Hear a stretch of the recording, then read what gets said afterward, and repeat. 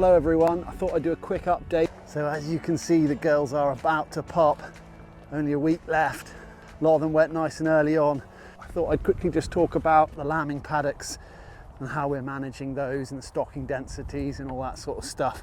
Our parks don't really produce that much at this time of year. They start kicking off in about a couple of weeks time, mid-April, and it's always a bit of a job because as you can see here, I don't know, about that long, whatever that is. Looks like I'm I'm flipping the bird of the sheep, but I'm just trying to measure it. There we go, lovely. So what's the plan? What is the plan? The plan with the grazing. The idea is then, I'll show you on a map, is we've split the biggest fields. This is like a, I don't know, it's like a 20, what is it? I think it's 22 hectare field. So what we'll tend to do here, we split it up into 4, which is what the trust we've agreed on is pretty much the smallest they'll let us do because they like to leave it nice and open. Based on the grass, we'll take a look at it and we'll go, oh, there's not quite so much grass on, so we can't quite stock as high as we would like. Also, the weather is a factor on when we look at lambing paddocks. We might go, oh, the weather is particularly poor this year, so we'll try and divide them up a little bit more to prevent mismothering possibly, because they, in really bad weather, they tend to huddle up more. So if you've got all of them in one place, it can be a bit of a disaster. We found that last year actually. The stocking rates that we're going to look at, if we look at the spreadsheet here, for the twins we're doing 10 ewes to the hectare. For the singles, we're going up to about 20, but you can get up to, we have been up to 25 before.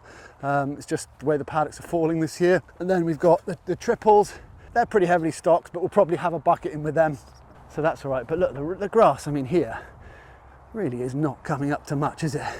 That once we've lambed for about a week maybe, and there's quite a few in there, and it's hard to see what's lambed because obviously we're tagging at birth. We get them across, drift those ones that have lambed across onto the better grass that's grown. And so on and so on. Then once a week, maybe drift a few more.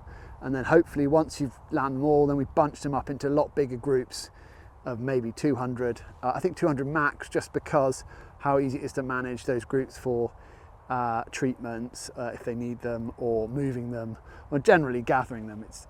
More than 200 we find a bit tricky with our handling and our system. For us, there's a lot of public walking around these the parks.